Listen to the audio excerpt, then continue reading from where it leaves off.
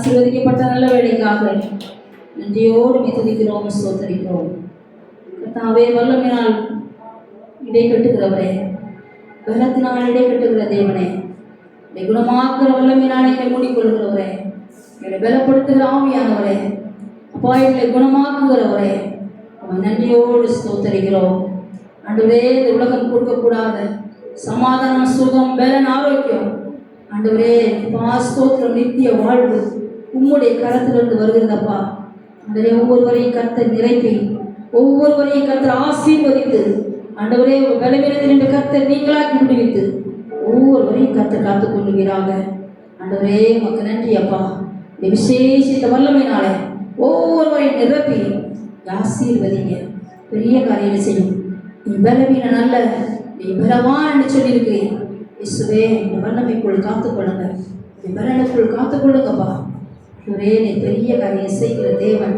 ஆண்டவரே, இந்த அழுகையின் பள்ளத்தாக்கை தூரமாக நடந்து அதை நீரூற்றாக்கி கொள்ளும்படியாய் என் தேவனாய கர்த்தரை என் பலன் தருகிறவரே, மரண இருளின் பள்ளத்தாக்கி நடந்தாலும் பொல்லாப்புக்கு பயப்படாதபடியும் என் தேவன் ஆண்டவர் எங்களோடு இருந்து வழி நடத்துகிறவரே, உங்களுக்கு நன்றி அப்பா.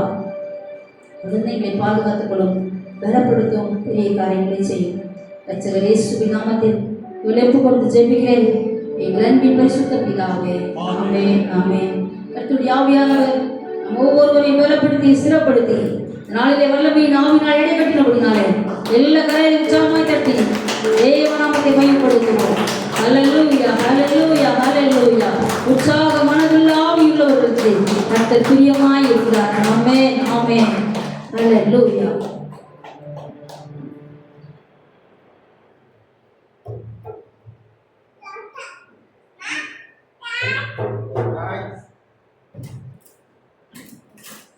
ஹல்லேலூயா, ஹல்லேலூயா. உங்கள் சந்திப்பதில் சந்தோஷமாக இருக்குது.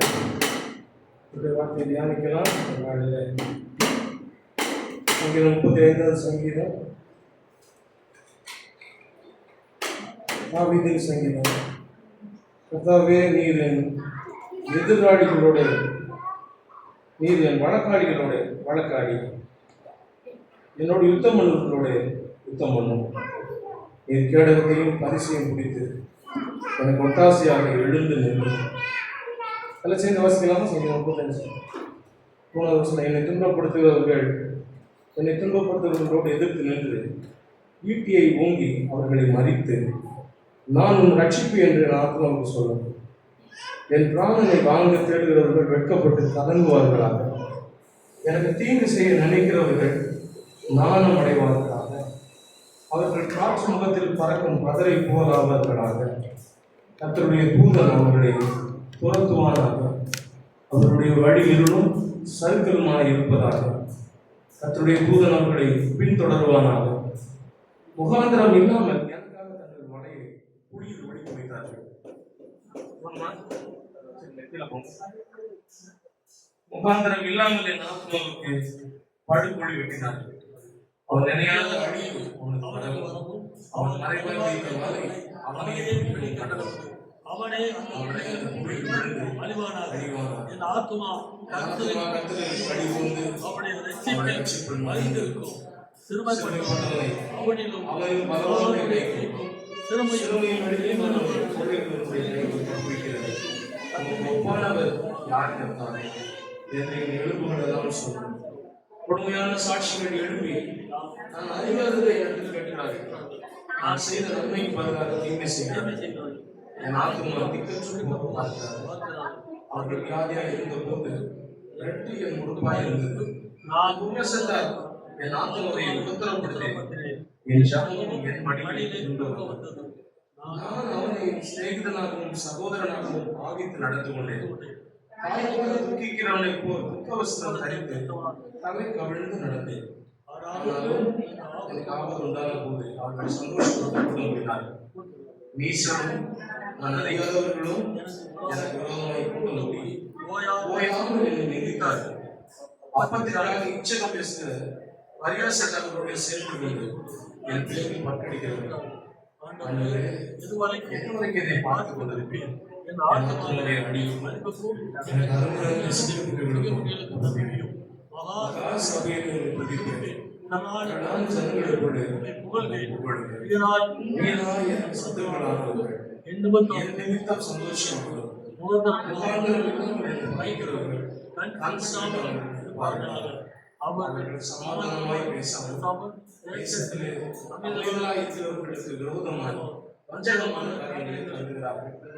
எனக்கு விரோதமாக தங்கள் வாயை விரிவாய் திறந்து எங்கள் கண் கண்டது என்கிறார்கள். கர்த்தாவே, நீர் அதை கண்டி ஆண்டவரே, என் தேவனே, என் ஆண்டவரே, எனக்கு நியாயம் செய்யும். என் வழக்கை தீர்க்கவும் பிடித்துக் கொண்டு எழுந்தாலும் என் தேவனே, கர்த்தாவே, உம்முடைய நீதியின்படி என்னை நியாயம் செய்யும்.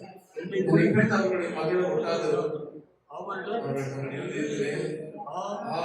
இதுவே நாங்கள் விரும்பியது என்று சொல்லாதபடிக்கும் அவனை விழுங்கிவிட்டோம் என்று பேசாதபடிக்கும்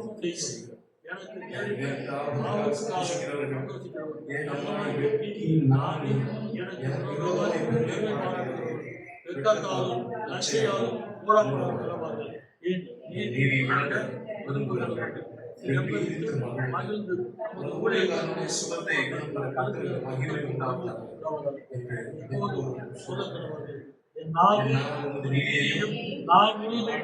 துதியையும் சொல்லிக் கொண்டிருப்போம்.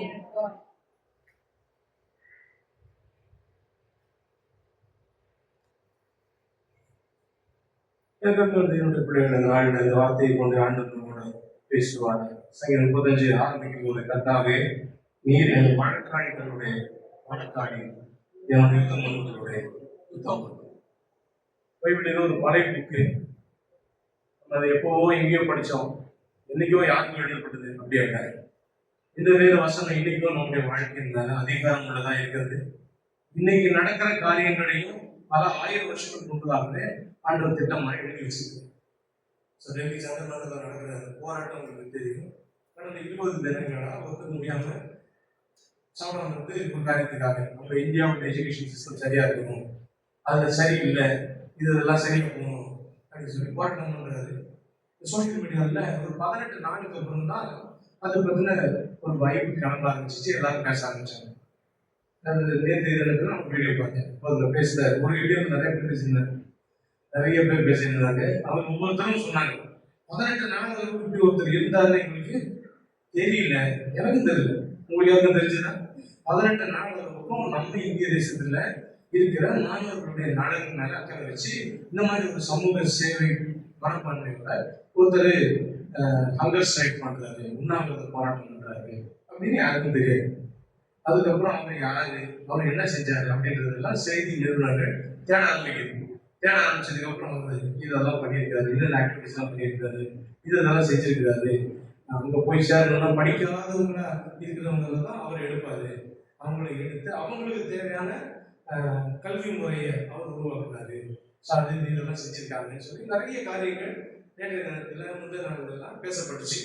ஒரு சில விஷயங்களை நானும் நம்முடைய பிரசங்கத்துக்கு ஆதாரமான சில விஷயங்களை அதில் நம்ம எடுத்துக்கொள்ள போகிறோம். இந்த உலகத்தில் நடக்கிற ஒவ்வொரு சம்பவங்களும் ஆண்டவராகிய தேவன் ஆதி காலங்கள் முதல் கொண்டு இப்போ வரைக்கும் முன்னறிஞ்சிருக்காரு. அவருக்கு மறைவானது எதுவும் கிடையாது. எல்லாமே ஒரு பார்வைக்கு சர்வமும் வெளியரங்கமாய் நிர்வாணமாய் இருக்கிறது. அவர் பார்வைக்கு வெளியரங்கமா நிர்வாணமாய் இருக்கிற எந்த காரியமும் அவரை நம்புறவங்களுடைய பார்வைக்கு வெளியரங்கமாய் நிர்வாணமாய் இருக்க வேண்டும். உலகத்திலேயே அவ்வளவு கடுமையான யுத்தங்கள் நடக்குது. ஈரானுக்கும் இஸ்ரேலுக்கும் ஏன் அவ்வளவு பெரிய யுத்தம், அமெரிக்கா ஏன் பண்ணிட்டு இருக்காங்க, எதனால் இந்த மாதிரி ஒரு சிக்கல் உலகத்தில் ஏற்படுது அப்படின்னு நம்ம எல்லாரும் வேதனைகளை பகிர்ந்து கொண்டாலும் கடைசி நாட்டோடு யுத்தங்களின் செய்திகளையும் கேள்விப்படுகிறோம் என ஆண்டவர் சொன்னாரே, அந்த வார்த்தை நடக்குது என்கிற ஒரு வெளிச்சம் நமக்கு இருக்க வேண்டியது அவசியம்.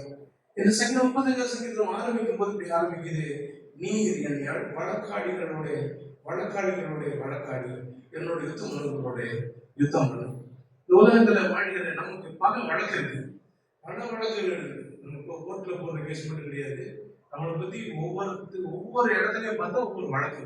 இது எல்லாத்துலயும் நம்ம பிரதான போய் போராட்ட நினைக்கும் போது பெரிய பிரச்சனை. இந்த போராட்டத்திலையும் கூட ஒரு இளைஞர்களுடைய ஒரு பெரும்படை, ஒரு குறிப்பிட்ட கட்சி, அதை சார்ந்த நிறுவனர், அதனுடைய சப்போர்ட்டர்ஸ் எல்லாரும் சேர்ந்து இந்த கல்வி முறையை மாற்றி அமைக்கணும். இதனால எத்தனை மரணங்கள் நிகழ்ந்து இருக்குது, அதனால இனிமேல் இதுக்கு பொறுப்பேற்று இந்த கல்வித்துறை மந்திரி பதவி விலகணும், எங்களுக்கு நியாயம் கிடைக்கணும் அப்படின்னு போராடுறாங்க பல நாட்கள். நமக்கு 18 நாட்கள் கழிச்சு நமக்கு நீங்களால தெரிய வருது நடந்துட்டு இருக்குது. எங்க நம்ம நாட்டில் நடக்கிற விஷயம் நமக்கு தெரியறதுக்கே இத்தனை நாட்கள் ஆயிடுச்சு. நம்ம வாழ்க்கையில பல நேரங்கள்ல நமக்கு ஏதாவது ஒரு பதில் கிடைக்குமா, நமக்கு ஏதாவது ஒரு ரீதியில பதில் உண்டாயிடுமான்னு நம்மளை சார்ந்து இருக்கிற சமூகத்தோட போராடுறோம். நமக்கு எட்டுறதுக்கு 18 நாள். அப்படின்னா நம்ம வாழ்க்கையில நமக்கு தேவையான காரியங்களை கொண்டு போய் மற்றவங்கள்ட்ட சேர்க்கறதுக்கு நமக்கு எவ்வளவு போராட்டம் அவசியப்படுது என்பதை கவனிங்க. நான் சொல்ல சுவிசேஷ ஊழியத்தை சொல்றேன். நம்ம தேவனுடைய ராஜ்யத்தினுடைய வேலையை செய்யணும் வரும்போது எத்தனை காலங்கள பிரயாசப்படுறோம், எவ்வளவு விதங்கள பிரயாசப்படுறோம். ஏன் இந்த காரியங்கள் எனக்கு நடக்கல, ஏன் இந்த காரியங்கள் எனக்கு நடக்கல, கொஸ்டின்ஸ் வச்சிருக்காரு. அப்படிப்பட்ட கேள்விகளுக்கு எல்லாம் பதில் தேவன் உங்களுடைய வல்லமையை நீங்க பார்க்க முடியாத, அவருடைய வல்லமையை உங்க வாழ்க்கையில உங்க பரிசுகளை பார்க்க முடியும். அவருடைய வாழ்க்கையில காரியங்களை கட்டமைக்கிறார். அவர் நம்முடைய வழக்காளிகளுடைய நமக்காக வழக்காடுகிறவர்.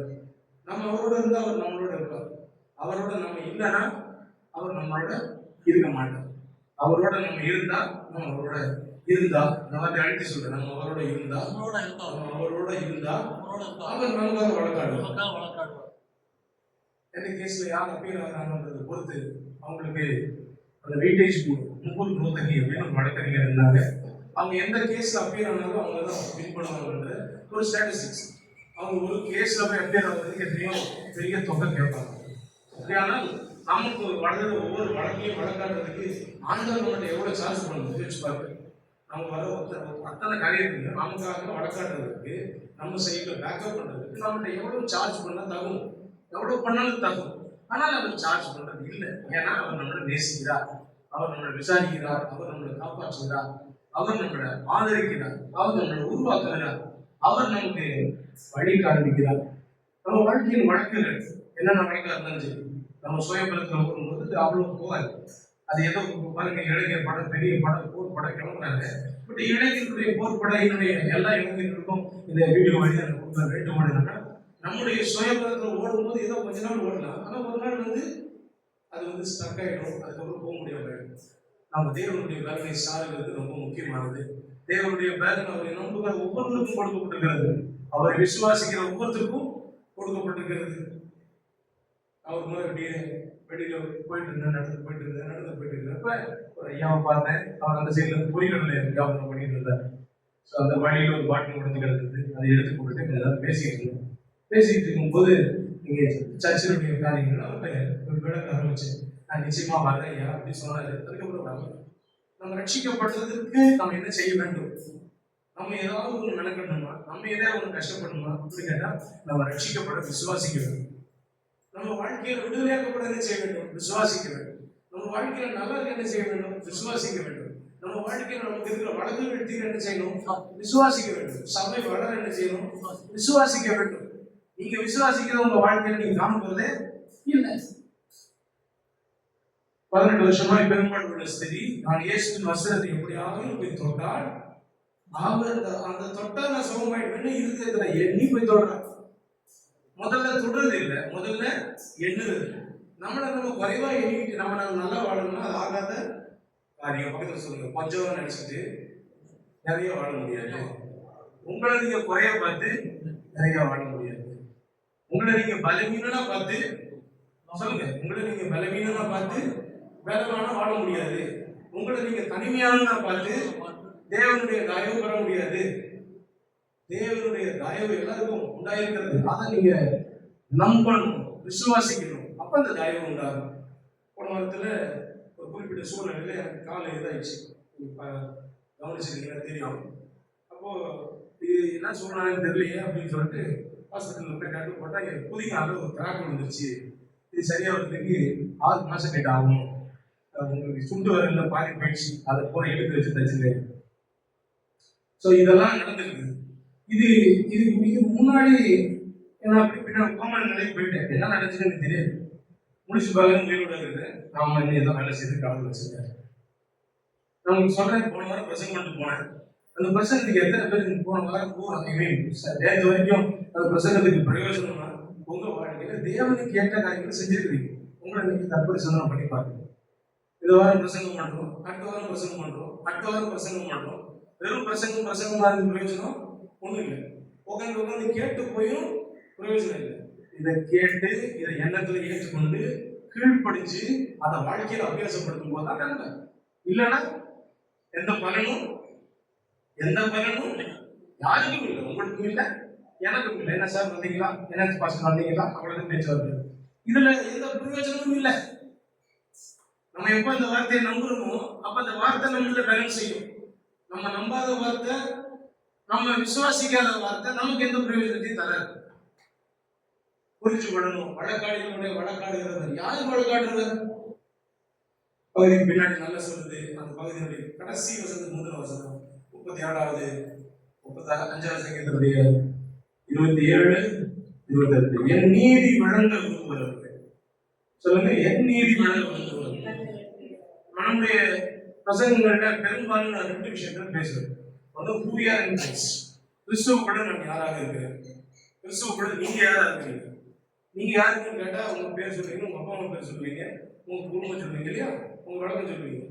அது ஆண்டவர் பார்க்கறதுக்கு மேல கிறிஸ்துவ கூட நான் யார் அப்படி பார்க்கும்போது, நான் தேவனால் பிறந்தவன், உடன்படிக்கைக்கு சொந்தக்காரன், வாக்குத்தத்தத்துக்கு உரியவன், காரியாட்சிக்கு புறமானவனா இருந்தேன், இப்போ தேவனுடைய ஆளுக்கு உட்பட்டவனா வாழ்றேன். முதல்ல எனக்கு யாரும் இல்லைன்னு இருந்தேன், இப்போ இயேசுவினுடைய திருச்சபையில் இணைக்கப்பட்டவனா இருக்கிறேன்.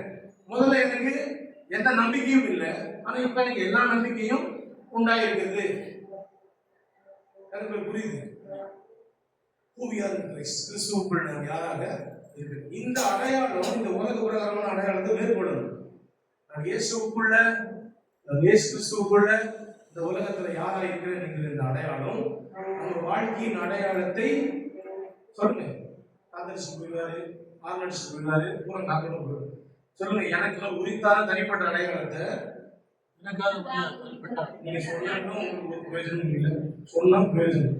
எனக்கு உண்டான என் பேர் இது, எங்க அப்பா பேர் இது, எங்க அம்மா பேர் இது, என் படிப்பு இது, என் ஊர் இது, என் சொந்தம் இது, எல்லாத்துக்கும் மேல கிறிஸ்துவுக்குள்ள நான் யார், கிறிஸ்துவுக்குள்ள எனக்கு என்ன கடமை, கிறிஸ்துவுக்குள்ள எனக்கு என்ன பொறுப்பு, இது மேற்கொள்ளணும். கட்டு போட்டு நாங்க வர வேண்டிய தேவை இருக்கா? நான் 4-5 நாளா கால் போடல, இன்னைக்கு தான் நம்ம முடிய கால் போடல. ஏன்னா ஒரு வைராக்கியம் நம்ம கூட இருக்கும். கிறிஸ்துவுக்குள்ள இல்லைன்னா அப்புறம் என்ன பிரயோஜனம்? கிறிஸ்துவுக்காக வாழணும், வாழ்ந்த பிரயோஜனம். அந்த வைராக்கியம் நமக்குள்ள இருக்கணும். இது எந்த அளவுக்கு இருக்கணும்? இந்த உலகத்துல நமக்கு உண்டாயிருக்கிற எல்லாத்த அதிகமா இருக்கணும். இந்த உலகத்துல நமக்கு உண்டாயிருக்கிற எல்லாத்த காட்டணும். சொல்லுங்க, எல்லாத்த காட்டணும், எல்லாத்த காட்டணும். இல்லைங்க, நான் இயேசுவின் எல்லாத்த காட்டி அதிகமா நேசிக்கிறேன் அப்படி சொல்லிட்டு வாழ்க்கை வித்தியாசமா இருக்க முடியாது. விசுவாசம் வாழ்க்கையும் வேற வேற இருக்க முடியாது. நம்முடைய வாழ்க்கையும் நம்முடைய வார்த்தையும் ஒன்னாதான் இருக்கணும். ஒன்னா இருந்தால்தான் நம்ம விசுவாசிகளை செய்யணும்.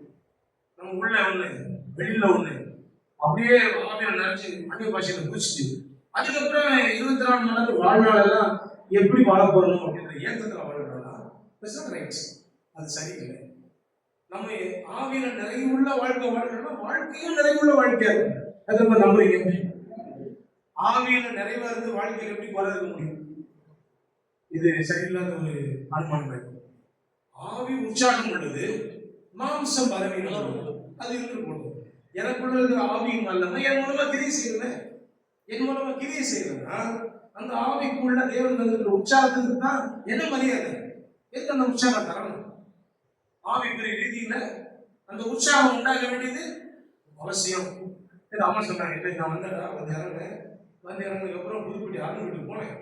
போன உடனே ராமச்சந்திர என்ன பண்ணாருன்னா, வேகமா ஒரு தேவையை உடைய இருமாட்டுக்கு பயங்கரமா இருக்குது, இதுக்கு ஒரு வேலையை செய்யணும் செஞ்சு அற்புதமா எங்களை கவனிச்சாரா.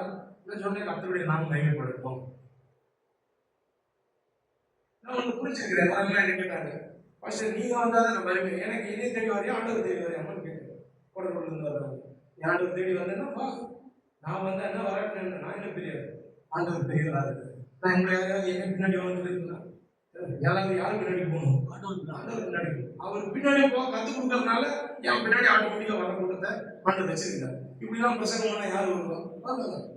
ஆண்டவர் உண்மையா நேசிக்கிறாங்க வருவாங்க. வராத கூட்டத்துக்கு தோக்கணும். ஏன்னா அது உண்மை ஆண்டவரை நேசிக்கணும். உண்மை ஆண்டவர் நேசிச்சா என் ஆடுகள் என் சத்தத்துக்கு செவி கொடுக்கும். வந்து செவி கொடுக்குது, அவங்க கீழ்ப்படியவில்லை, இது என்ன ஆடு? என்ன செய்யணும்? ஒரு ஆட்டுக்குட்டி பழுகணும், ஒரு ஆட்டுக்குட்டி பெருகணும். அது குட்டியா போடலன்னா என்ன செய்யலாம்? சொல்லுங்கய்யா. குட்டியா போடலன்னா என்ன செய்யலாம்? இது உலக நடக்கும். தேவன் என்ன பண்றாரு தெரியுமா? நம்மள அப்படிப்பட்ட நேரத்துல இன்னும் அதிகமா இருக்கிறது, இன்னும் அதிகமா நம்புறாரு. உலக நடப்பு அப்படிதான். முடியலன்னா என்ன பண்ணுவோம்? கழிச்சுக்கலாம். ஆனா தேவன் நம்மளை நம்புறாரு. நம்ம முடியலன்னு சொன்னாலும் நம்புறாரு. உன்னால ஏற்ற முடியாது. ஆண்டவரோட பலவீனம் இருக்கு. ஏன் பலவீனா இருக்கு? உன்னுடைய பலவீனத்துல பலன் பூரணமாக யோசிச்சு பாக்குறீங்களா? இப்ப ஆண்டவர் இவ்வளவு பெரிய கிருபை நமக்கு தர்றப்ப இந்த தேவனுக்காக நம்ம எந்த அளவுக்கு வைராகியம் அடிக்கிறோம். என் வழக்காடிகளோட நீ எனக்காக வழக்காடுன்ற அந்த வார்த்தையில தாவீது பேசும்போது என்னுடைய நீதியை அல்ல, எனக்கு அளிக்கப்பட்டிருக்கிற தேவனுடைய நீதி. ரெண்டு விஷயத்துல, ஒண்ணு கிறிஸ்துவுக்குள்ள நாங்க, ரெண்டாவது எனக்கு எப்படிப்பட்ட நீதி உண்டாயிருக்கு. நம்முடைய நீதி எல்லாம் அழுக்கும் கந்தையும் குப்பையும். நான் எவ்வளவு நல்லது தெரியுமா, நான் எவ்வளவு யோகியம் தெரியுமா, நான் எவ்வளவு நீதிமான் தெரியுமா அப்படின்னு நம்முடைய சுய தகுதியின் அடிப்படையில் போய் பரலோகத்துக்கு போறதுக்கு டிக்கெட் கூடியா அப்படின்னா எங்கேயும் போக முடியாது. நம்முடைய சுய தகுதியால தேவனுக்கு முன்பாக அழுக்கும் கந்தையும் குப்பையுமா இருக்கிறது. நான் எந்த தப்பும் பண்ணல, என்ன மாதிரி யாரும் கிடையாது. நல்லது அப்படிப்பட்ட ஒரு வாழ்க்கை வாழ்றீங்கன்னா அது வெள்ளம் வித்தியும், உங்களுக்கு அது நல்லது. ஆனா பரலோகத்துக்கு போனதுக்கு பிரதிபலன் இருக்கா? கிடையாது. பரலோகத்துக்கு போகும்போது என்ன மரியாதை இருக்குது? ஆண்டவராகிய இயேசு கிறிஸ்துவின் ரத்தத்தினால மீட்கப்பட்டவர்கள் யாரோ அவங்களுக்கு தான் அனுபவம். யோவான் 16 சொல்லுங்க, தேவன் தம்முடைய ஒரே பேரான குமாரனை விசுவாசிக்கிறவன் எவனோ, ஆறாவது முதல்ல விசுவாசிக்கணும். விசுவாசிச்சா முதல்ல ஆண்டவன் என்ன பண்ணுவாரு? கெட்டு போகணும். நல்ல காலம் நம்மள கசப்பு கடையில போட்டுக்கணும். உங்களெல்லாம் பிடிக்கிறீங்கன்னா நல்லவங்க என்ன சொல்றேன், நம்ம வாழ்க்கை முடிஞ்சிட்டு இருக்கணும். எத்தனையோ கடமை முடிஞ்சிட்டு இருக்கணும். எப்பயோ சொல்றது 4 நாளைக்கு முன்னாடி சொல்லலாம், 4 நாளைக்கு முன்னாடி முடிஞ்சிட்டு இருக்கணும். ஆனா ஏதோ ஒரு திட்டம் வச்சு ஆண்டவர் இந்த உலகத்துல வச்சிருக்காரு. நான் போறது எனக்கு நல்லது, நான் தேவனோட உறவாடுவேன், நான் இருக்கிறது உங்களுக்கு நல்லது. வசனம் கேட்பீங்க, எத்தனை பேர் புரியுது? அப்ப இங்க இருக்கணுமா நான் போகணுமான்னு தீர்மானிக்கிறது நாங்க இல்லை, இது யாரு? ஆண்டவர். அப்படியானால் என் வாழ்க்கையில் ஒவ்வொரு தீர்மானமும் யார் மூலமும் உண்டாகணும். ஆனா நம்ம இஷ்டத்துக்கு தேவனை வளைக்கிறவங்களா இருக்கிற பட்சத்துல அவருடைய நீதியை நம்ம வாழ்க்கையில எப்படி பார்க்க முடியும்? அவருடைய நீதி நம்ம வாழ்க்கையில எப்படி விளங்கும்? அவருடைய நீதி எப்படிப்பட்டதா கிரியை செய்யணும்னு நம்ம ஒரு ஃப்ரேம்வொர்க் போட்டு கொடுக்குறது கரெக்டா? இல்ல அவருடைய நீதி என் வாழ்க்கையில விரும்பினவனா 18 வருஷமா பெரும்பாலுள்ள ஸ்திரீ 12 வருஷமா பெரும்பாலுள்ள ஸ்திரீ. அப்ப 18 யாரியா? கூடி கூடாத கூடிதான் 18. Very good. வசனத்தை நம்முடைய கருத்தை படிக்கிறது அவசியமா. நம்ம வீடியோ பார்த்தேன், வீடியோ பண்ணும்போது வசனம் நல்லா சொல்றாரு. பரவாயில்ல, சர்ச்சை நடத்திருக்கணும் கூட. இதெல்லாம் வந்து எனக்கு நிறைய கூட்டுறது. தேவனுடைய நீதி என்பது ஆலகர் வாயிலாக பலன் உண்டாகும். சொல்லுங்க, நம்ம குழந்தைங்களா இருக்கும்போது நம்ம வாயில தேவன் பலன். குழந்தைங்க சொல்லும்போது வயசு இல்லை, விசுவாசத்துக்கு சொல்றேன். விசுவாசத்துல குழந்தையா இருக்கிறோம், நமக்கு அந்த அளவுக்கு தேவன் எதிர்பார்க்கிற அளவுக்கு விசுவாசிக்க முடியல. அப்பவே ஆண்டவர் நமக்கு பலன் தர்றாரு. குழந்தைகள் பாலகர் வாயினால் சொல்லுங்க, என் வாயில பலன், என் வார்த்தையில பலன், அவர் வார்த்தையில பலன் எல்லாம் நம்புறோம். அது பிசாசு நம்புது. உங்க வாயில பலன் இருக்கு, நம்புறீங்களா? உங்க வாயின் வார்த்தைகள் விசுவாசத்துக்கு நேரம் பேசப்படும் போது அது பலன் உள்ளது. இப்ப டாக்டர் சொன்ன வார்த்தை ரொம்ப பெருசா இருந்தீங்க. எனக்கு 6 மாசம் பெட்ல காலத்துக்கு இப்படி நேரம் வச்சுக்கப்பா, அசைச்சிடாத, கொஞ்சம் கூட பண்ணிட்டு ஆடிட்டேன்னு வச்சுக்கோ, புதிகால் செய்யறதுக்கு 1 வருஷம் ஆகும், 5 வருஷம் ஆகும். அவங்க எல்லாம் சொல்லுவாங்க. எனக்கு ஒரு நம்பிக்கை இருக்கு, இன்னைக்கு ஜீவன் மறிச்சா டாக்டர் போகும். எனக்கு ஒரு நம்பிக்கை இருக்கு. என் வாழ்க்கையின் ஒவ்வொரு நிமிடம் ஆண்டது, என் வாழ்க்கையின் ஒவ்வொரு நேரம் ஆண்டது. எத்தனை பேருக்கு அந்த வைராக்கியம் உண்டாக முடியும்? நீங்க ஊழிச்சீங்க, அதனால உங்களுக்கு தேவை, எனக்கு என்ன அப்படி நீங்க கேட்டு கேட்கணும். கர்த்தருடைய நீதி உங்களுக்கு தரிப்பிக்கப்பட்டிருக்கிறது. வசனம் சொல்லுது, you have been put on with the righteousness of God. தேவனுடைய நீதி உங்களுக்கு தரிப்பிக்கப்பட்டிருக்கிறது. அங்கி போட்டு வர மாதிரி தேவனுடைய நீதியினால் அவர் நம்மளை போத்தி இருக்கிறார். நீதியின் சால்வையை நமக்கு உடுத்திருக்கிறார். ரட்சிப்பின் வஸ்திரத்தை நமக்கு தரிப்பித்திருக்கிறார். நம்ம கிட்ட வரும்போது, தேவாலயத்துக்குள்ள வரும்போது தேவனுடைய பிரசன்னத்துக்குள்ள வரும்போது நம்ம ஏதோ ஒரு மனுஷன் மாதிரி வரல. இங்க தேவனுடைய பிள்ளையா வரணும், தேவனோட ரைட்டோட வரணும். தேவன் எப்படிப்பட்டவரா இருக்கிறார், அந்த இருதயத்தோடைய மனுஷங்களா இங்க வரணும். அப்படிப்பட்ட இருதயம் நமக்குள்ள இருக்குன்னா நம்மளும் சொல்ல முடியும், என் நீதி விளங்க விரும்புகிறவர்கள். என் நீதி விளங்க, அந்த என் நீதின்றவர்கள் ஏன் நீதி இல்லை, சுய நீதி இல்லை, எனக்கு அளிக்கப்பட்டிருக்கிற தேவனுடைய நீதி வேண்டும் என்று விரும்புகிறவர்கள் எவ்வேறுத்த மகிழ்ந்து நமது ஊழியக்காரனுடைய சுகத்தை விரும்புகிற கர்த்தருக்கு மகிமை உண்டாவதாக என்று எப்போதும் சொல்ல கடவுள். எப்பயாவது சொல்லுவாங்களா, இல்ல அப்பப்ப சொல்லுவாங்களா, இல்லை எப்போதும் சொல்லுவாங்களா?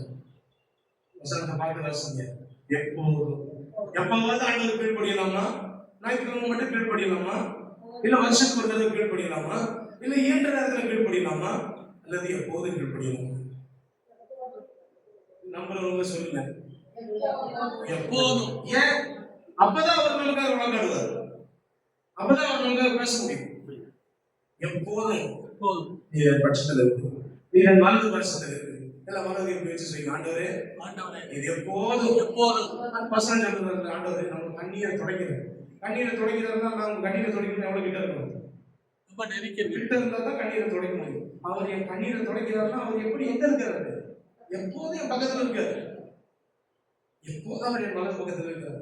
அவர் என்ன பண்றேன், சின்ன பிள்ளை ஆட்சி விளையாடுற மாதிரி சும்மாரியாடுற மாதிரி உண்டாவுக்கிற தேவனுக்கு முன்பாக நம்ம படைக்கிறது பதிலா நான் அவருக்கு கூட நம்ம சண்டை போடுறது. என் நீர் மடங்க விரும்புகிறாங்க, என் நீர் மடங்க. 20 நாள் ஆச்சு செத்து போனா அடுத்து நாங்க இந்த மந்திரி போராட்டம் பண்ண அந்த மந்திரி விலகிலாம் பேச மாட்டோம். அடுத்து பிஎம் பதவி பேசினாங்க. எங்க இருந்தாங்க இப்படிப்பட்ட ஆட்கள் வந்தாங்க, எப்படி அப்படி நடந்துச்சு? எல்லாருக்கும் ஆச்சரியம், எல்லாருக்கும் ஆச்சரியம். தமிழ்நாட்டுடைய வரலாற்றுலையும் இந்த மாதிரி ஒரு காரியம் நடந்தது இல்லை. எப்படி இப்படி ஆண்டவர் வாலிபர்களை அந்த பாவங்களை கொண்டு வரது குறித்து சந்தோஷப்படும். இவங்க எல்லாருமே யாருடைய பலன்ல நடக்கணும்னு ஊழியக்காரன் நான் ஆசைப்படுறேன். அவங்களுக்கு ஆலோசனை சொல்றேன். அவருடைய சுய பலன்ல போகும்போது ஓரளவுக்கு போதும், ஓரளவுக்கு ஒரு லெவல்ல நம்மளால புரிஞ்சுக்க முடியும். என்ன திட்டம் பண்றாங்க, என்ன பண்றாங்க, என்ன சூட்சம் வைக்கிறாங்க தெரியாது. ஆனா நம்ம தேவனுக்குள்ள பலப்படுத்தப்பட்டவனா போனோம்னா நம்மகிட்ட எதுவுமே இல்லாம இருக்கலாம். சொல்லுங்க, எதுவுமே இல்லாம இருக்கலாம். தேவனுடைய வார்த்தை, தேவனுடைய ஆளுமை நம்ம கூட இருக்கலாம். நம்ம எங்க போனாலும் காரியம் செய்யலாம். ஒரு சமயம் 17 கோலியாத்தி தாவீது தெரியும், பெரிய ஆள பயமுறுத்திட்டே இருக்காங்க. ஆனா இந்த சின்ன பையனுக்கு பயமே இல்லை. அது சொல்லுங்க, சின்ன பையனுக்கு பயமே இல்லை. சொல்லுங்க, சின்ன பையனா, தீமைக்கு சின்ன பையனா, நன்மைக்கு பெரிய பையனா. இப்படி பைபிள் எதிர்பார்க்குது நமக்கு. இந்த மாதிரி வசனம் நிறைய. அவன் சின்ன பையன், ஆனா தேவனுக்காக செய்யணுன்றதுல பெரிய மனசு. சொல்லுங்க, பெரிய மனசு. பக்கத்துல சொல்லுங்க, உங்களுக்கு ரொம்ப நல்ல மனசு. நல்ல சிரிச்சிட்டே சொல்லுங்க, உங்களுக்கு ரொம்ப நல்ல மனசு. ஆண்டவருக்காக பெருசா செய்யணும்னு பெரிய மனசு. ஏன்டா 3 மனசு பாக்குற சொல்றா, உங்களுக்கு ரொம்ப நல்ல மனசு. நடத்துற மாதிரி பாக்குறீங்க, எப்படா சொல்லுங்க. நீங்களே சொல்லுங்க, உங்களுக்கு நீங்களே சொல்லுங்க, எனக்கு ஆண்டவர் பெரிய மனசு தந்திருக்காரு. நம்புறீங்களா? நம்புறீங்களா? கொஞ்சம் மனசு, பெரிய மனசு. பெரிய மனசு எவ்வளவு பெருசு, பெரிய மனசு. எதுக்கு கொடுத்திருக்கிறார் பெரிய மனசு? நல்லது செய்யும். எதுக்கு பெரிய நல்லது? கெட்டு போகிற ஆத்மாவை ஜீவனை பாதிக்கிறது. நரகத்துக்கு போறவன்ட்ட இயேசுவனோட வைக்கிறவரா இருக்காங்க, அவர் உன்னை நடத்துவார். சொல்லுங்க, எதுக்கு ஆண்டவர் வந்து உலகத்தில் வச்சிருக்காரு? நான் மட்டும் பையன் போட்டுக்கிறேன், சர்ச்சுக்கு போய் பர்சன் கேட்கிறேன், போயிட்டு வரேன், டாட்டா பையன் அதுக்கா கேட்ட வார்த்தை என் உள்ளத்துல கிரியை செஞ்சு என் ஆவியா, என் எண்ணமா, என் மாம்சமா வேலை செய்யணும். வழியில பாக்குறவனையும் போறவனும் வர்றவனையும் எல்லாரையும் எத்தனை பேர் பார்க்கணும்? நாளைக்கு எத்தனை பேர் பார்க்குறீங்க? எத்தனை பேர் செஞ்சுக்கிறீங்க? எத்தனை பேரோட ஆண்டவருடைய அன்பை பகிர்ந்து கொள்ளுங்க. ஐயோ, அவன் யாரும் எனக்கு தெரியாது, நான் எப்படிங்க பேச முடியும்? சில நேரத்தில் மாமன் கவனிப்பேன், இயேசுவனை நேசிக்க யாரும் சண்டை போட்டு இருப்பாரு. இயேசுவனை யாய் அப்படியே நாமளும் நேசிக்க மாட்டான். பேசுற நேரத்துல நம்ம சத்தியத்தை சொல்ல வேண்டிய வேலையில சத்தியத்தை சொல்லிடும், அன்பா சொல்லிடும். ஒரு வார்த்தை போதும், இயேசு ஒண்ணு நேசிக்கிறார், பெரிய சுவிசேஷம். இயேசு ஒண்ணு நேசிக்கிறார். இது சொல்றதுக்கு எவ்வளவு கஷ்டம். யாராவது அம்மா கஷ்டம் புலம்புறாங்க, கவலைப்படாது, இயேசு உங்க கண்ணீரை தொடர்பாரு. எவ்வளவு கஷ்டம் அது சொல்லிட்டு, எவ்வளவு கஷ்டம். யாராவது ஃபீஸ் கட்ட முடியலன்றா இயேசு அவங்க உதவி செய்யறாரு, எவ்வளவு கஷ்டம். நோயில கிடக்காங்க, எனக்கு ஆண்டவர் சுகம் கொடுப்பாரா, இயேசு உங்க நோயை குணப்படுத்துவார், எவ்வளவு கஷ்டம். ஈஸி தானே, சொல்ல முடியும் தானே. ஆனா நம்ம வாய் திறக்காது, நம்ம வாய் ரொம்ப இறுக்கி பிடிச்சுக்குவோம், நம்ம வாயை நம்ம திறக்கவே மாட்டோம். ஆனா நமக்கு மட்டும் எல்லாம் பரிபூர்ணமா நேரா பரலோகத்துல இருந்து கிளீனா நம்ம வரணும். சொல்லுங்க, வேலை செய்யறவன் கூலிக்கு பாத்திரவான். நீங்க ஆத்துமாக்களை பரலோக ராஜ்யத்துக்கு சம்பாதிப்பீங்களா, பரலோகம் நம்முடைய வல்லமை வாழ்க்கையில விளங்க போகணும். பரலோகம் உங்களுக்கு இன்சென்டிவ் கொடுக்கும், நம்புறவங்க அப்படின்னு சொல்லுவாங்க. நீங்க ஆத்துமாக்களை சம்பாதிக்கிற ஞானம் வேணும். இல்ல நீங்க மைக்கிறீங்க, நீங்க போய் திருத்தர பர்சன்ட் பண்ணுங்க, நீங்க அதை செய்யுங்க, எல்லாம் செய்யறேன், எல்லாம் செஞ்சுட்டேன், என்னாலும் உங்களுக்கு பண்ணிட்டேன். இன்னைக்கும் சோர்ந்து போல செஞ்சுட்டே இருக்கு. யாருக்கு தெரியும், சமாரியா ஸ்திரீ ஒரு ஸ்திரியை கொண்டு கர்த்தர் அந்த நாட்டுக்கு ரட்சிப்பு கொடுத்தார். சொல்லுங்க, ஒரு அம்மா, ஒரே அம்மா அந்த நாட்டுக்கு சுவிசேஷம் இருந்துச்சு. நம்ம குறைஞ்சபட்சம் நம்ம தெருவில் சொல்ல வேணாமா, நம்ம ஊருக்காக சொல்ல வேணாமா. என் நீதி விளங்க விரும்புகிறவர்கள் கர்த்தருக்கு மகிமை உண்டாவதாக என்று எப்போதும் சொல்லுவார்கள். அதான் சுவிசேஷம், அதுதான் சுவிசேஷம். கர்த்தருக்கு மகிமை, ஆண்டவருடைய நாம மகிமைப்படட்டும். தாவீது செஞ்சா வாசிங்க, 1 சாமுவேல் 17 45.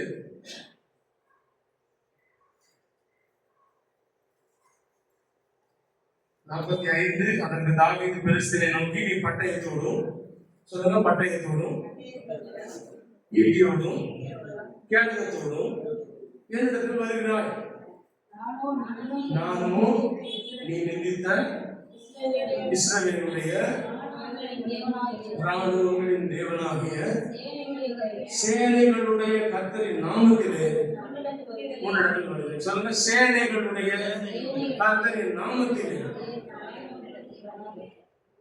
சேனைகளுடைய கர்த்தர் அப்படின்னா நிறைய ஆர்மி இருக்கு, ஆர்மி சொல்றது. அந்த மாதிரி இன்னைக்கும் இந்த இஸ்ரேல் தேசத்தினுடைய அந்த படை பலத்தை உலகிலே இருந்து பாருங்க. 1947 தான் நமக்கு சுதந்திரம் இந்தியாவுக்கு. 48 தான் இஸ்ரேல் ஒரு நாடே உருவாகுது. 200 வருஷங்களுக்கு மேல சிதறிக்கப்பட்டு போயிட்டாங்க. அவங்க தேவனுடைய வார்த்தையின்படி அவங்க எங்கெங்கயோ பரவிட்டாங்க. அதுக்கப்புறம் குறிப்பிட்ட நாள் ஆண்டவர் கூட்டி வந்து சேர்ப்பேன்னு சொன்ன மாதிரி கூட்டி சேர்த்தார். 1948 தான் அவங்களுக்கு தனி நாடு, அவங்களுக்கு ஒரு மொழி, எல்லாத்தையும் இழந்துட்டாங்க. நாடு இல்லை, மொழி இல்லை, இடம் இல்லை, மக்கள் இல்லை, எந்த அடையாளமும் இல்லை. ஆனா ஆண்டவர் சொன்னபடியே எல்லாத்தையும் தந்தார். எல்லாம் சொன்ன, என் நீதி வழங்க விரும்புகிறவர்கள் கர்த்தருக்கு மகிமை. ஆண்டவரே உங்களுக்கு நன்றி, இயேசுவே உங்களுக்கு ஸ்தோத்திரம். எப்ப சொல்லணும், எப்போதாவது சொல்லணுமா, எப்பொழுதும். பிரசங்கத்தை நீங்க எத்தனை முறை சொல்லலாம், அல்லேலூயா, ஆமென், எத்தனை முறை சொல்லலாம், எப்பொழுதும் சொல்லணும். வாழ்க்கையில எப்ப சொல்லலாம், எப்பொழுதும் சொல்லலாம். ஏன், அப்பதான் அவருடைய நீதி நம்மள அதிகமா விளங்கும். ஏன்னு சொல்லலன்னா விளங்காதா, சொல்லணும்னா உங்க விசுவாசத்தை நீங்க அறிக்கை பண்ணல. உங்க விசுவாசத்தை நீங்க அறிக்கை பண்ணலன்னா எவ்வளவு பெரிய ஆசீர்வாதம் கண்ணு முன்னாடி இருந்தாலும் உங்களுடைய கொள்ளை எத்துணுண்டா இருக்கு. எத்தனை வருஷமா போய் ஸ்திரீ 12 வருஷம் எங்க இருக்கு பைபிள்ல? ஆனா எடுத்து வாசிச்சு வச்சுட்டாரு. எல்லாமே நானே சொல்லுவேன், நீங்க பக்கத்தை பார்த்துருவீங்க, வேடிக்கை பார்ப்பீங்க, அப்படியே லேசா வாட்ச பார்த்து ஒரு சுத்திட்டு போயிட்டு வாங்க, அடுத்த வாரம் பார்ப்போம்.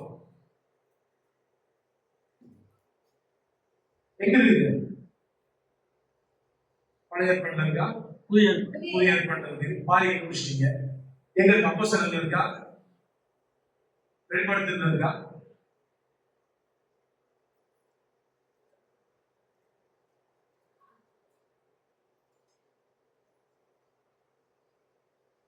இப்பதான் டிபிஎஸ் டிஸ்கவரிங் பைபிள் ஸ்டடி. நானா சொன்னேன்னா உங்களுக்கு மறந்து போயிருக்கும். நீங்களா தேடி பிடிச்சிங்க, மறக்காது. யவீரோட கதையோட சேர்ந்து வரும். நீங்க எல்லாம் சும்மா இருங்க, தேடுங்க. இன்னைக்கு கண்டுபிடிச்சு முடிச்சீங்கன்னா இன்னைக்கு வீட்டுக்கு போனா ரெண்டு சாயங்காலம் போல எல்லாம் கூட்டி வளைச்சு வச்சு ஒரு அதையும் சுட்டி பூரா சுத்தம் பண்ணி வச்சுட்டு போலாம். எப்படி வசதி கண்டுபிடிச்சா இல்லையா? உங்களுக்கு பெரிய ரோதனையா போச்சு. வந்த மட்டும் வந்தாங்க பேசுறாங்க, போயிட்டு வந்துருக்கலாம். அப்படி யோசிக்கிறீங்களா? அப்படி யோசிச்சாலும் பரவாயில்ல, அவங்க சொல்லணும்.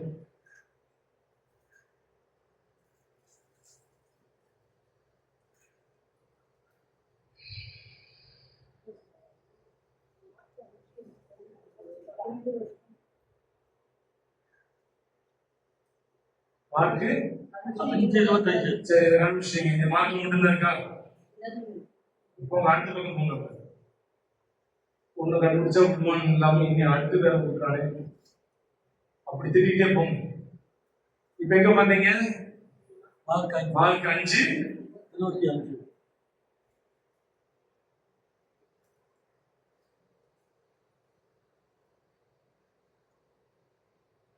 அப்பொழுது 12 வருஷமாய் பெருமாட்டுள்ள ஒரு ஸ்திரீ.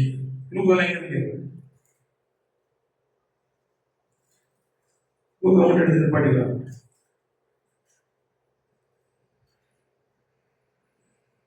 இது வந்து என்ன தெரியுது? காலையில வச்சு கொஞ்ச நேரம் போய் படிக்கிறீங்கன்னு தெரியுது. அல்லேலூயா, அல்லேலூயா, நல்லா சொல்லுங்க. அல்லேலூயா. எங்க இருக்குது 12 வருஷம் பெருமாட்டுள்ள ஸ்திரீ?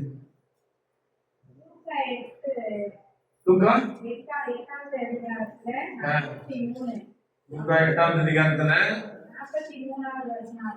12 வருஷமாய் பெரும்பாடுள்ளவளாய் இருந்து தன் ஆஸ்திகளை எல்லாம் வைத்தியர்களுக்கு செலவழித்தும் ஒருவனாலும் சுஸ்தமாக்கப்படாத ஒரு ஸ்திரீ அவருக்கு பெண்ணாக வந்து அவருடைய வஸ்திரத்தின் ஓரத்தை தொட்டாள். உடனே அவருடைய பெரும்பாடு நின்று போயிற்று. என்ன நடக்குது? வந்தாங்க, தொட்டாங்க, அவ்வளவுதான். இங்க இருக்குது. மார்க்கில் வாசிங்க.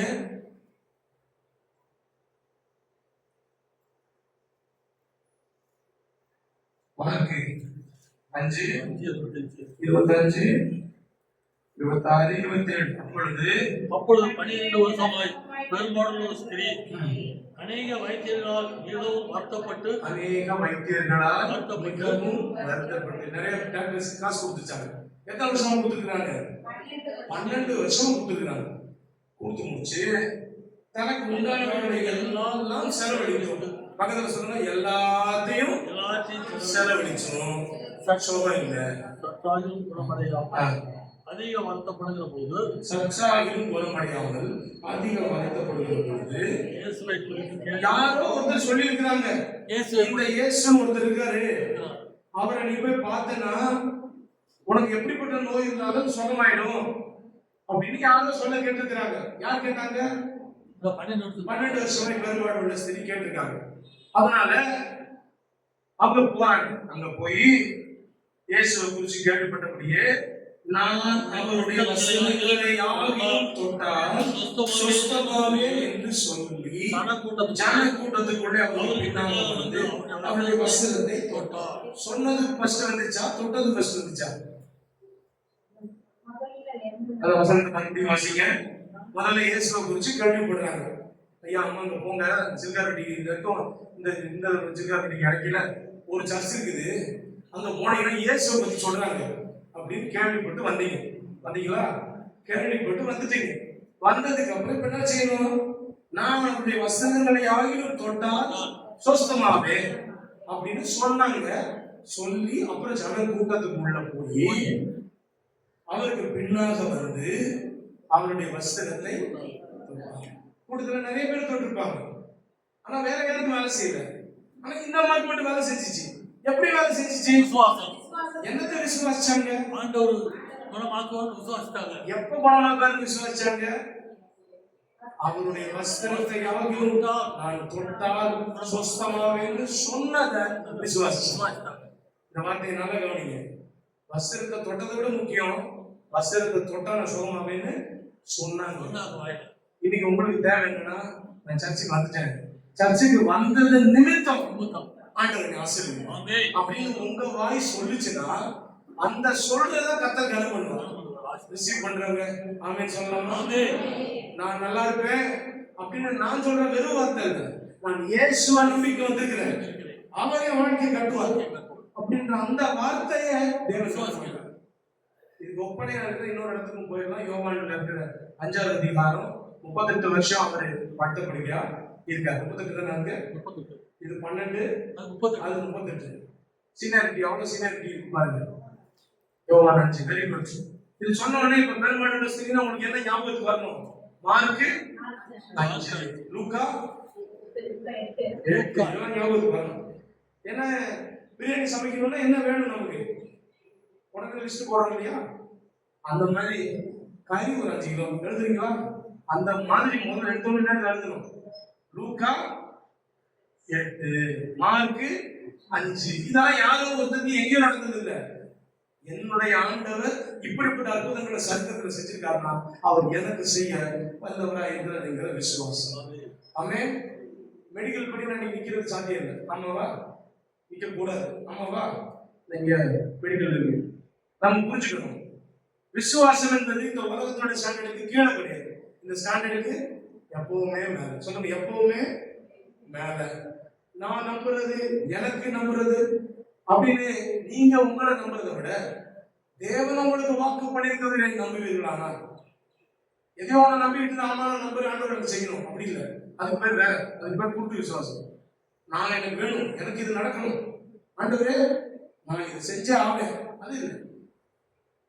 சுகம் தேவனுடைய ஈவு. சொல்லுங்க, சுகம் தேவனுடைய. அவர் சொல்லியிருக்காரு, வாக்கு பண்ணியிருக்காரு. சுகம் வந்து பிள்ளைகளுடைய அப்போ எப்படி நான் சுகமாக இருப்பேன்.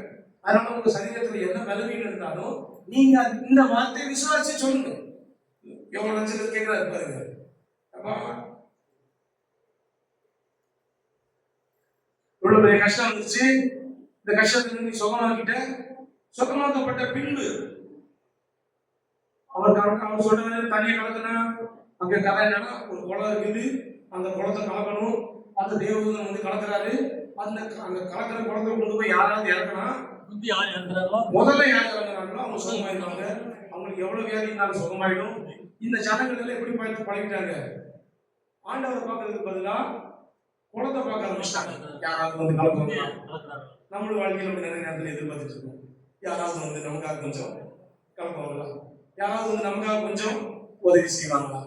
இவரு எதிர்பார்த்துட்டு இருக்காரு. எத்தனை வருஷமா எதிர்பார்த்துட்டு இருக்காரு? 38 வருஷமா எதிர்பார்க்கிறாரு. ஆண்டவருடைய ஊழிய அழைப்பு உங்க மேல இருக்குது அப்படின்னு ஆண்டவர் உங்களுக்கு வாக்கு கொடுத்துட்டாங்கன்னா, எனக்கு யாரோ ஒரு எக்ஸாம்பிள் கம்பளமா விரிச்சு வாங்க பஸ்டர் வாங்கய்யா ஊழியத்துக்கு வாங்க, இந்த மைக்கு அப்படி கொடுத்து பேச சொல்லுவாங்க. நீங்க எதிர்பார்க்கலாம், தப்பு கிடையாது, அவங்க எதிர்பார்க்கணும். ஆனா அப்படிப்பட்ட விதத்துல ஒரு நாளும் உங்களுக்கு அழைப்பு வரப்போறதே இல்லை. உங்களுக்கு ஒரு பெல் அடிக்கும், டிங் டிங் அப்படி பெல் அடிக்கும். அப்ப ஆண்டவர் சொல்லுவார், பாப்பா உங்க டைம் ஆச்சு பார்க்கலாம் ஆண்டவர். எத்தனை பேர் புரியுது? புரிஞ்சவங்க ஆமென் சொல்லுங்க. அழைப்புன்றது எல்லா இடத்துலயுமே நமக்கு எல்லாம் பர்ஃபெக்டா இருக்கும், கரெக்டா இருக்கும், அப்புறமே நம்ம வேலை செய்வோம் அப்படின்னு. அழைப்புன்றது நமக்கு தெரியும். சொல்லுங்க, எனக்கு தெரியும். என்னோட ஆண்டவர் பேசுறாரு இல்லையா, எனக்கு தெரியும். எனக்கு சத்தம் வந்துருச்சா, என் ஆண்டவர் உணர்த்திட்டாரா, அப்ப அந்த வார்த்தைக்கு நான் அப்படியே கீழ்ப்படியும். சொல்லுங்க, அப்படியே அப்படியே கீழ்ப்படியும். இல்ல பிறகு பார்க்கலாம். தலைமை மேல கை வைத்து விட்டு பின்னாடி திரும்பி பார்க்கற எவனும் எனக்கு அந்த இன்சூரன்ஸ் எக்ஸாம் இன்சூரன்ஸ் எழுதிட்டு வந்துருச்சா, அங்க ஒரு சார் இருக்காரு, அன்னைக்கு கண்டு போனேன். அவர் சொன்னார், ஏன் நீ இப்போ ஏற்கனவே மியூசிக்ன்ற, அப்புறம் டிராவல்ஸ்ன்ற, பத்தாக்குறைக்கு என்னென்ன பண்ற, ஊழியம் செய்யற, இதுல இன்சூரன்ஸ் ஏஜென்ட் வேற ஆகுமா? நீ கலப்பையின் மேல கை வச்சுட்டு பின்னாடி ஏன் திருப்பி பாக்குற, நீ நேரம் பார்த்து போகணும் அப்படின்னு. அவர் பெரிய ஆளு, நான் ஒன்றும் பேசலைங்க, என் மனசுக்குள்ள நான் தான் சொல்லிட்டு வந்தேன். நான் கலப்பையின் மேல கை வைக்கிற நேரம் கரெக்டா கலப்பை தான் பிடிக்கிறேன். சொல்லுங்க, கலப்பையின் மேல கை வைக்கிற நேரம் கலப்பை பிடிச்சி கரெக்டா தான் போயிட்டு இருக்கிறேன். இந்த கலப்பையை பிடிச்சி உழுவுறதுக்கு, நிலத்தெல்லாம் உழுவுறதுக்கு இதெல்லாம் எனக்கு தேவைப்படுது. நான் ஒரு ஊழியக்காரன் தான் ஊழியம் செய்ய என்னால் திரும்ப முடியுமா எனக்கு தெரியல, நான் செய்ய முடியும் அப்படிப்பட்ட ஊழியம். ஆனா இப்படிப்பட்ட விதங்கள் ஆண்டவர் பல தரப்பு மக்களோட ஆண்டவரை கொண்டு போய் கனெக்ட் பண்றேன். நான் இந்த சந்தோஷமும் ஊழியம் செய்யறேன், மன நேரத்தில் ஊழியம் செய்யறேன்.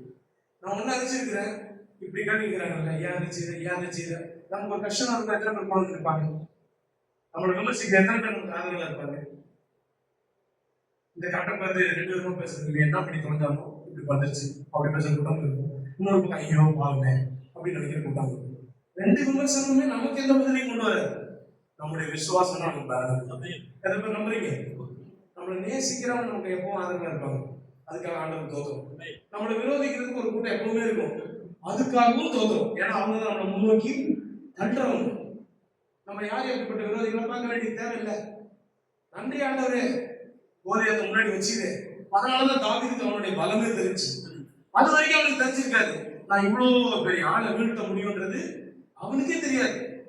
யோசிப்புடைய வாழ்க்கையில அவன் பெரிதான அழைப்பை பெற்றிருந்த போதும் அவன் நடந்து வந்த அனுபவங்கள் அவனுக்கு பின்னாட்கள போய் மேல உட்கார்றப்போ அவ்வளவு பிரயோஜனமா இருந்துச்சு. நான் தனியா போறேன், நான் தேவனோட நடக்கணும்னு ஆசைப்பட்டு இப்படி போராடுறேன் அப்படிப்பட்ட எண்ணத்துல யாராவது உட்காந்து கேட்டுட்டு இருப்பீங்கன்னா, நான் உங்களுக்கு சொல்றேன், நீங்க நடந்து போகிற அனுபவங்கள்ல தேவன் உங்களை பெரிய காரியத்துக்காக உருவாக்குகிறார். நீங்க உருவாக்கப்படுறது தேவனால எங்களுக்கு தெளிவு வந்துச்சுன்னா இந்த சூழ்நிலை குறித்து எந்த பயமும் உங்களுக்கு இல்லை. சுகமாக்கப்பட்டவரை எங்க பாக்குறாரு? யோவான் 4 யோவான் 5 14 வசனம். அதற்கு பின்பு இயேசு தேவாலயத்திலே கண்டது. சொல்லுங்க, தேவாலயத்திலே கண்டது. நம்ம அற்புதத்தை பெற்றுக்கொண்டிருக்காக ஆண்டவரை நம்பி வர்றோம், ஆண்டவரை தேடுறோம், நம்ம வாழ்க்கையில நல்லா இருக்கணும்னு கடவுளை நம்புறோம். நம்புறது அதனுடைய தொடர்ச்சியா நம்ம என்ன செய்யணும்? அடுத்து நம்ம காலம் எங்க இருக்கணும்? பக்கத்துல சொல்லுங்க, தேவாலயம். இது யாருடைய ஆலயம்? தேவாலயம். கொஞ்சம் யோசிச்சு பாருங்க, அடுத்து கூட நம்ம சேல் பண்ணலாம்னு பேசணும். 2 வாரத்துக்கு 3 வாரத்துக்கு முன்னாடி எதுக்கு இதை வச்சுக்கிட்டு இன்னொருத்தருக்கு வாடகை கொடுத்து அவன் காசு சம்பாதிச்சு அவன் நமக்கு வருதாவ இல்லையா, இதில் வித்துட்டு நம்ம வேலை தான் கொடுத்து போகணும். அப்படி கொஞ்சம் யோசிச்சு பாருங்க. இந்த இடத்துல ஒரு கல்வி பண்ணுற மாதிரி மாற்றி மாதத்துக்கு ஏதோ 4 வாடகை கொடுக்குறேன், மாசம் ஏதோ ஒரு காசு கிடைக்குதுன்னா எனக்கு சந்தோஷமா இருக்குமா இருக்காதா? கவனிக்கிறவங்களே எல்லாம் கவனிக்க, பிசினஸ் போயிட்டு யோசிக்கிறேன் அப்படின்னு சொல்ற ஆட்கள் சொல்றது, எனக்கு கொஞ்சம் பணம் வருமா வராது? நிறைய பேர் பணம் வரும். ஒரு வேலை ஏதாவது காரியங்களை பிளான் பண்ணா அது நல்ல சாமர்த்தியமா யோசிக்கிறாங்க. அப்படி செஞ்சா செய்ய முடியும். ஆனா அதை காட்டிலும் மேலான ஒரு படைப்பு இருக்கு. ஏன்னா இங்க ஜனங்களுடைய வாழ்க்கை மாறுது. இங்க ஒண்ணுங்களாக வந்தவங்க எல்லாத்தையும் உடையவங்களை மாற்றப்படுறாங்க. இங்க பாவத்தினுடைய அடிமைத்தனத்துல இருந்து வர்றவங்க பரிசுத்தமான தேவனுடைய வெளிச்சத்துல பரிசுத்தமான தேவனை அறிவிக்கிறவங்களா மாறுறாங்க. அதுக்கு மேலான வேலை உலகத்துல ஒண்ணு இல்லை. அப்படி புரிந்து கொண்டதுனாலதான் இந்த இடத்த வேற எதுக்கு ஒப்படைக்காம டெடிகேட்டடா சர்ச் பர்பஸ்க்காக வச்சிருக்கோம். எத்தனை பேர் இதுக்கு நன்றி உள்ளவங்களா? என்ன ஆசீர்வதிக்கும்படி, என்ன பலப்படுத்தும்படி, என்ன நேசிச்சு எனக்கு ஒரு இடத்த ஆண்டவர் வச்சிருக்காரு. நம்மள ஆண்டவர் எங்கேயோ விட்டுருலையே, நம்மளுக்கு நல்ல ப்ரொவிஷன் கொடுத்துருக்காரு. சீக்கிரத்தில் பாருங்க உருவாக்கும், ஒன்றும் பெரிய காரியம் எல்லாமே வரும். லேச தட்டுவும் திறந்தா பார்ப்போம், என்னமோ உடைச்சிடும். ஸோ நம்ம வேலையும் அழைப்பு ஒன்றே ஒன்று, எனக்கு குறித்த தேவன் எனக்கு புரிந்ததை செஞ்சு முடியும். நம்ம நம்பிக்கை நோக்கும் சூழ்நிலை மேலேயோ, நம்ம நம்பிக்கை நோக்கும் ஜனங்கள் மேலே, நான் வந்து என்ன சொல்றேன், இது மாதிரி உங்களுக்கு எடுத்துக்கோங்க, ஜனங்கள் மேலேயோ நம்முடைய நம்பிக்கை நோக்கமும் நம்மளை வந்து சுத்தி இருக்கிற ஃப்ரெண்ட்ஸ் மேலேயோ, அல்லது நமக்கு யாராவது உதவி செய்வாங்களா, யாராவது வந்து தனியாக கலக்குவாங்களோ, எந்த ஒரு நிலையும் இருந்ததுன்னா நம்மளால ஒரு நாளும் ஒரு இருக்கிற நிலையை விட்டு எதிர்க்கவே முடியாது. ஆண்டவரே எங்க ஆசீர்வதியும், என் எல்லையை பெரிதாக்கும் ஜெபம் பண்ணீங்கன்னா உங்க புத்தியும் அந்த அளவுக்கு விசாலமா வரணும். புத்தியை சின்னதா வச்சுக்கிட்டு எல்லை பெருசா வேணும்ன்றது எப்படி சாத்தியம்? கையாடுறதுக்கான ஆளுமை வேணும்னா அப்படிப்பட்ட விதத்துல உங்களுடைய திராணியும் பெருகணும். சொல்லுங்க, திராணி பெருகணும். சொல்லுங்க, திராணி பெருகணும். அதான் வாசிச்ச சங்கீதம் 37 என் நீதியை விரும்புகிறார். முதல்ல அது கொஞ்சமா இருந்திருக்கலாம், அது எப்படி போகணும்? பெருகிட்டே இருக்கணும். சொல்லுங்க, பெருகணும். வடக்கும் தெற்கும் கிழக்கும் மேற்குமா அந்த நீதி பெருகும். இப்போ சுத்தமாக்கப்பட்ட மனுஷனா ஆண்டவர் தேவாலயத்துல பார்க்கிறாரு, சொல்றாரு, அதிக கேடொன்று உனக்கு வராதபடி நீ போய் நீ பாவம் செய்யணும். நம்மளும் ஆண்டவருக்குள்ள வளர்றோம். வளர்ந்து வரும்போது ஏதாவது சில இடங்கள்ல நம்மளை அறியாம குறைப்படும். இல்லைன்னா நான் ரொம்ப மிஸ்டர் பர்ஃபெக்ட்னா அது உங்களுக்கு நான் வார்த்தை இல்லை, அப்படி ஒரு ஆள் உலகத்துல இல்லை அப்படி சொல்லிக்கிறோம். நம்ம இந்த உலகத்துல தவறுகிறோம், பல காரியங்கள்ல தவறுகிறோம். அவன் அப்போலைஸ் பண்றவங்கன்னு சொல்லுங்க, அவன் ஏன் நான் தவறுறேன் அப்படி சொல்றவங்க ஆண்டவர் சமூகத்தில் உங்களை ஒப்படை உங்களுக்காக சமூகத்தை நான் தவறுறேன். சில காரியத்தை சரியா செய்யணும்னு நினைக்கிறேன், ஆனா செய்ய முடியல. நான் இதை பண்ண வேணாம்னு நினைக்கிறேன், அதை திரும்ப பண்ணிடுறேன். ஒரு ஆட்டுக்குட்டி எடுத்துக்கொண்டு போய் சாக்கில போடுறீங்க, ஒரு பன்னிக்குட்டி எடுத்துக்கொண்டு போய் சாக்கில போடுறீங்க. ஒரு வேலை பேசணும்னு வச்சுக்கோங்க, பன்னிக்குட்டி பேசுற பன்னிக்குட்டியா இருந்தா என்ன சொல்லணும்? சாக்கில போட்டா வெரி குட், ரொம்ப தேங்க்யூ, நல்ல குழுன்னு சொல்லணும். ஆனா ஆட்டுக்குட்டியை கொண்டு போய் சாக்கில போட்டீங்கன்னா அது என்ன பண்ணும்? எவன்டா இப்படி பண்ணி தொலைஞ்சது, சீக்கிரமா வெளியே வரணும், அது எவ்வளவு முடியுமோ அவ்வளவு விஷயத்துக்கு வெளியே வரதான் பார்க்கணும். நம்ம எல்லாரையும் ஆண்டவராகிய இயேசு கிறிஸ்து மீட்டெடுத்திருக்கிறார். அவருடைய சொந்த ஆடுகள் சொல்லுங்க, அவருடைய சொந்த ஆடு. வசனம் அப்படி படிக்கணும். இந்த வெள்ளாட்டு புத்தி என்னன்னா, வெள்ளாட்டு புத்தி கிராமம் எனக்கு ரொம்ப கஷ்டம் இல்லை, ஈஸியா சொல்லிடுது. அங்க போய் சொல்லணும்னா ஆடு வளர்க்க தெரியாது சொல்லணும்னா அது எப்படின்னு கேள்வி கேட்போம், நம்ம ஈஸியா போச்சுக்கோம். வெள்ளாடு போய் நம்ம ஏதாவது ஒரு காரியத்தை செய்ய சொன்னோம் வைங்களேன், வெள்ளாடு 4 ஆடு வளர்க்குறீங்கன்னா வெள்ளாடு ஒன்னொன்னு ஒரு ஸ்டைலா இருக்கும், ஒரு திரிசா இருக்கும். ஆனா செம்மறியாடை பார்த்தீங்கன்னா எல்லாமே ஒரே மாதிரி இருக்கும். வெள்ளாடு வந்து பார்க்கும், செலக்ட் பண்ணும், இது கடிக்கலாமா வேணாமா, போகலாமா வேணாமா இருக்கும். இப்படி செம்மறியாடு எல்லாம் ஒண்ணு முன்னாடி என்ன செய்யும் அதை அப்படியே செய்யும். அதுவே புள்ளியில் விழுந்தா இதுவும் போய் புள்ளியில் விழும். ஆண்டவர் நம்மகிட்ட வெள்ளாடு சுபாவத்தை எதிர்பார்க்கல. ஆண்டவர் ஒரு வார்த்தை சொல்லிட்டாருன்னா இது தப்பா இருக்குமா, இது ரைட்டா இருக்குமா, இது செய்யலாமா, இது செய்யக்கூடாது, அப்படி எதிர்பார்க்கல. அங்க வேணும் விசுவாசம். ஆண்டவர் சொன்னாரு அதை செய்யணும். என்ன சிறுகாட்டில என்ன பெருசா உட்காந்துன்னு சும்மா இங்க வந்துட்டு அப்படி கேட்கிற ஆட்கள் எனக்கு நிறைய பேர் இருக்காங்க. காரை வச்சுட்டு என்ன நிறைய காசு வச்சுக்கல, பெட்ரோல் ஊற்றி போயிட்டே இருக்கு, அப்படி கேட்கிற ஆட்கள் இருக்காங்க. ஆனா எனக்கு ஒண்ணு தெரியும், இது கர்த்தர் வாசம் பண்ணது. உன் பிதாக்கள் நாட்டின பூர்வ எல்லைக்குரிய மாற்றம். எனக்கு அந்த பணம் இருக்குது. ஆண்டவர் சொன்னா செய்யும், யார் எதிர்த்தாலும் செய்யும். ஆண்டவர் சொல்லலையா, யாரு செய்ய சொன்னாலும் செய்ய மாட்டேன். எத்தனை பேருக்கு அப்படிப்பட்ட வைராகி? அப்படிப்பட்ட வைராகி இருக்கணும். அதுதான் என் நீதி விளங்க விரும்புகிறவர்கள். இல்ல அவங்க என்ன நினைப்பாங்க, இவங்க என்ன நினைப்பாங்க, எவன் என்ன நினைச்சா அவங்க என்ன, எவன் என்ன நினைக்கிறானோ நமக்கு என்ன ஆகுது, என்னை பத்தி அவர் என்ன நினைக்கிறேன். எனக்காக சிலுவையில தூங்கணும், அவங்களுடைய உள்ளத்தை நான் எவ்வளவு சந்தோஷப்பட்டு போனேன், அவனுடைய இறுதிக்கு நான் சாட்சியா வாழ போறேன். சுகமாக்கப்பட்டவங்க எங்க வரணும்? யோவான் 5 தேவாலயத்துக்கு. தேவாலயத்துல யாரு பார்த்தா? இயேசு பார்த்து என்ன சொன்னார்? இப்போ அதிக கேடானவர்களும் வராதபடி இனி பாவம் சொல்லுங்க, இனி பாவம்.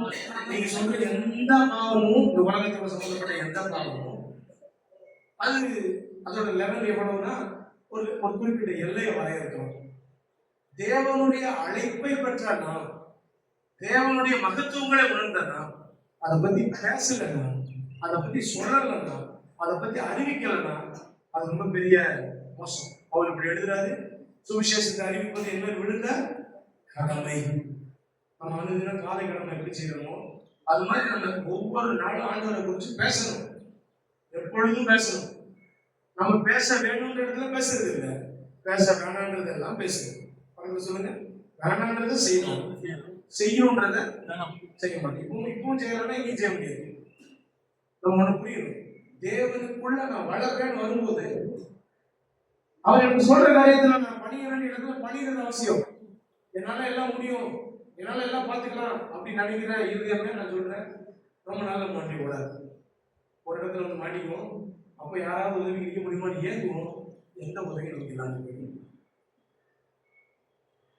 தேவனுடைய நீதிக்குள்ள நம்மளை பத்திரப்படுத்திக் கொள்ளலாம். இந்த டெல்லி சந்திரமண்டல போராட்டம் இன்னைக்கு நடக்குது. அதாவது பைபிள் எப்ப எழுதப்பட்டிருக்கிறது? 35 வாசிங்க, சங்கீதம் 35 இன்னைக்கு என்ன நடக்குதோ அப்படி எழுதிருக்கு பாருங்க வாசிங்க.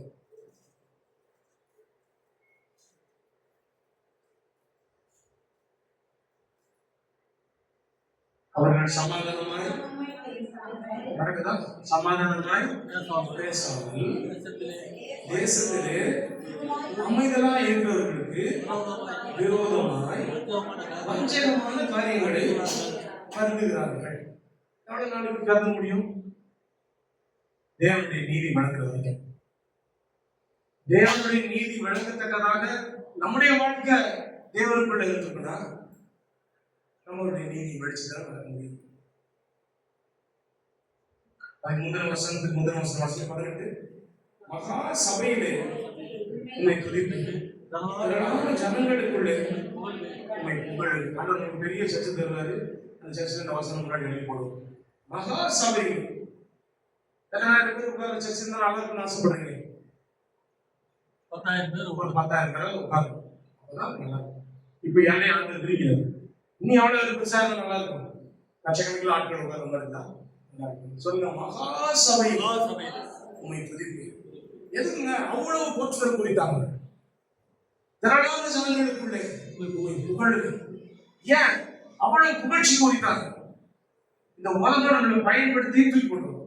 ஆனா ஆண்டவர் நம்மளை பயன்படுத்தி பண்படுத்தி பண்படுத்தி பயன்படுத்தி பண்படுத்தி பயன்படுத்தி பயன்படுத்தி பண்படுத்தி மாத்தி மாத்தி நம்மளோட வேலை செஞ்சுட்டே இருக்கு. உன் தலைமையில கை வச்சு சொல்லுங்க, நான் தேவனால தேவனுடைய நீதியை பெற்றவளாய் வாழும்படி முன்குறிக்கப்பட்டிருக்கிறேன். அதற்கு ஏற்ற வார்த்தை என் நாவிலும் இதயத்திலும் எப்பொழுது எப்போது இல்லை நிக்கலாம் சொல்லணும்.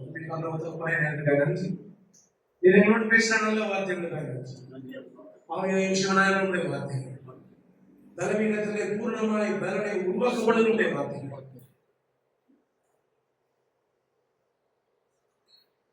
இந்த உலகின் எல்லாருமே மாற்றுகிற வார்த்தைகள், ஜனங்களை வாழ வைக்கிற வார்த்தைகள், நீதியின் பாதையில நடத்துகிற வார்த்தைகள். கேட்ட வார்த்தை வெறும் வார்த்தையா இல்லாம வாழ்க்கையா மாறட்டும்.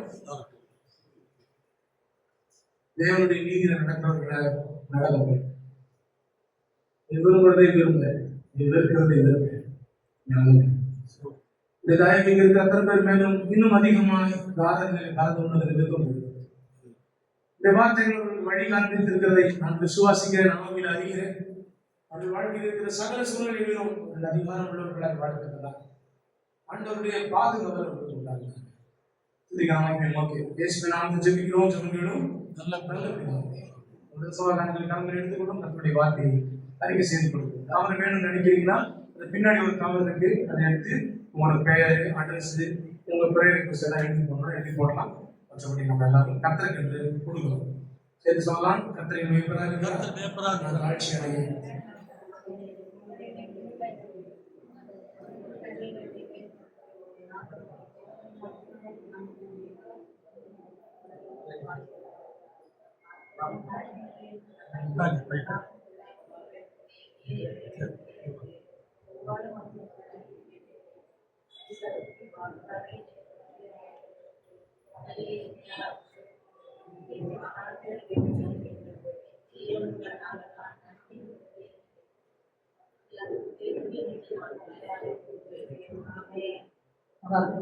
பிதாவே நாளுமே ஆசீர்வாதம் அப்பத்தின் தண்ணீரின் பிரயாவுக்காக உங்களுடைய ஜீவன் எல்லாவற்றையும் இறுதியாகவும் பலமடைந்த நன்மைகள் ஆசீர்வாதங்கள் இயேசு நாமத்தில் ஒவ்வொருவருக்கும் உண்டாயிருக்கிறோம். விளைவுகளை கருத்து மாற்றவும் பரிமையோடு சுகம் இயேசு நாமத்தில் ஒவ்வொருவருக்கும் உண்டாயிருக்கிறோம். தேவ சமாதானம் ஒவ்வொரு குடும்பத்தை ஆண்டு கொள்வதாக நாங்கள் சிறப்புகளை காத்துக்கொள்ளும். மரணம் அந்த கண்ணிகளை சூழ்ந்த போதும் உச்சனத்திர முகங்கள் உரை கடந்த போதும் என் தேவனாய கருத்துடைய பாதுகாப்பு தொடர்ந்து பேசும் பெரிய காரியத்தை செய்யும். இயேசு நாமத்தில் ஒவ்வொரு குடும்பங்களையும் வாழ்க்கை ஆசீர்வதிக்கிறேன். அப்படி தன்னிலை கர்த்தர் ஆசீர்வதிக்கக்கூடிய காரியம் செய்யும். இயேசு நாமத்தில் கர்த்தரை ஸ்தோத்திரி. உலகமே பரிசுத்த நாமத்தை ஸ்தோத்திரி. என் ஆத்துமாவே கர்த்தரை ஸ்தோத்திரி. கர்த்தரை செய்த சகல உபகாரங்களையும் பரவாயில்லை.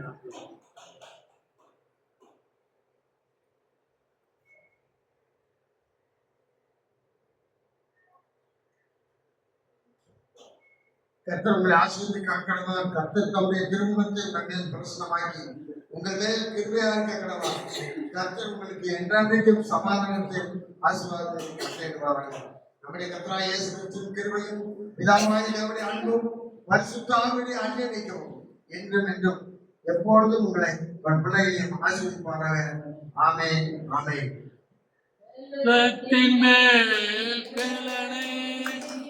கிருபையின் மேல் கிருபை, மகிமையின் மேல் மகிமை, பரிசுத்தம் பரிசுத்தமே என் வாழ்வில், பரிசுத்தம் பரிசுத்தமே. வேலத்தின் மேல் வேலை, கிருபையின் மேல் கிருபை, மகிமையின் மேல் மகிமை, பரிசுத்தம் பரிசுத்தமே என் வாழ்வில், பரிசுத்தம் பரிசுத்தமே. அல்லேலூயா அல்லேலூயா அல்லேலூயா.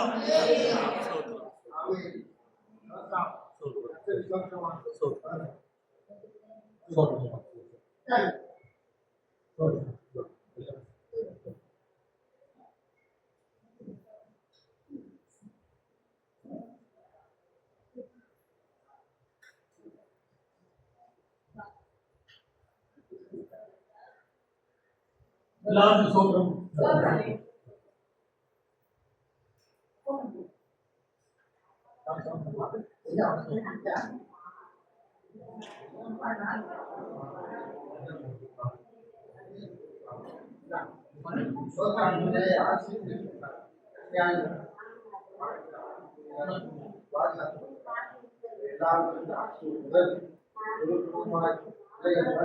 எல்லாரும்